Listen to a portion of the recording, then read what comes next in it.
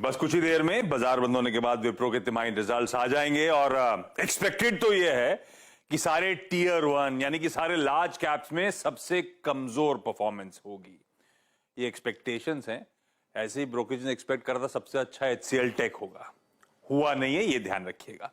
खैर, कंपनी ने already guide हर अगली तिमाही का नतीजा बताती कैसा एक्सपेक्ट कर रही है, तो गाइडेंस दे रखा था। गाइडेंस में इन्होंने कहा था कि रेवेन्यू डिक्लाइन करेगा 1% से लेकर 3% के बीच, और एक्सपेक्टेशंस ये हैं कि दरअसल 2% या उससे कुछ ज्यादा रेवेन्यू डिक्लाइन देखने को मिलेगा। तो जो इन्होंने गाइड किया था उसके लोअर एंड के आसपास विप्रो अपना परफॉर्मेंस डिलीवर करेगा। दूसरी तरफ मार्जिन्स एक्सपेक्टेड है थोड़े से कमजोर होंगे, 30 बेसिस पॉइंट्स के आसपास, और वो भी इसीलिए क्योंकि ऑपरेटिंग लेवरेज निगेटिव हो जाएगी। क्यों निगेटिव? मतलब भाई आय गिर रही होगी, खर्चे संभालना मुश्किल है, तो ऐसे में मार्जिन्स और थोड़े से कॉन्ट्रैक्ट होते हुए नजर आएंगे। और विप्रो के साथ एक दिक्कत और है, इस बार मार्जिन्स कॉन्ट्रैक्ट हो रहे होंगे और अगली 2 तिमाहियां Q2 और Q3 आपको याद होगा वेज हाइक्स लेते हैं ये स्टैगर्ड मैनर में, तो उसका आने सब्सिक्वेंट क्वार्टर्स में मार्जिन्स पे और इंपैक्ट देखने को मिलेगा।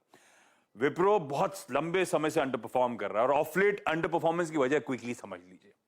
विप्रो की परेशानी है विप्रो का पोर्टफोलियो। इस समय क्या हो रहा है, जो डिस्क्रिशनरी स्पेंड्स हैं, जो डिस्क्रिशन पे होते हैं हमारे आपके क्लाइंट्स के फ्रंट पे, उसमें स्पेंड्स में कटौती हो रही है, और विप्रो का बहुत बड़ा कंसल्टिंग पोर्टफोलियो है, वहीं पर दिक्कत आ गई इनके साथ। एक आखिरी बात, गाइडेंस।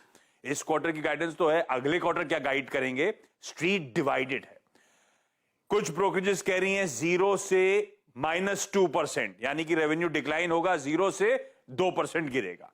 कुछ ब्रोकरेजेस कह रही हैं नहीं साहब, जैसे इस बार कहा था वैसे अगली बार डिक्लाइन होगा 1% से 3% के आसपास। खैर जो भी हो, गाइडेंस फिर से कमजोर आने की तैयारी कर लीजिए। गाइडेंस फिर से कमजोर आने की तैयारी कर लीजिए। ये विप्रो पर पोल। आशीष शुक्रिया। सचिन, कैसा प्लेस्ड है विप्रो टेक्निकली? लगातार 200 डे मूविंग एवरेज के करीब रहा है ये स्टॉक।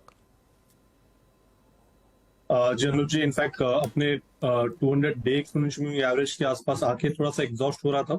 एंड प्लस अगर हम इसका वीकली डेटा भी देखें तो वहां पर weekly 200 weekly exponential moving average वहां पर भी अगर हम देखें तो 405 के आसपास का एक सप्लाई पॉइंट है। तो आई थिंक काफी नेसेसरी है कि ये पर्टिकुलर लेवल वो निकाल दे, एंड उसके बाद मुझे लग रहा है काफी अच्छा बदलाव इस पर्टिकुलर स्ट्रक्चर में नजर आएगा। बट फिलहाल जिस तरीके से अभी भी परफॉर्मेंस है, एक डिक्लाइनिंग चैनल पे है वीकली चार्ट पे, 400 इसका रेजिस्टेंस बना हुआ है, ऑन द लोअर साइड 350 365 के आसपास इसे सपोर्ट है।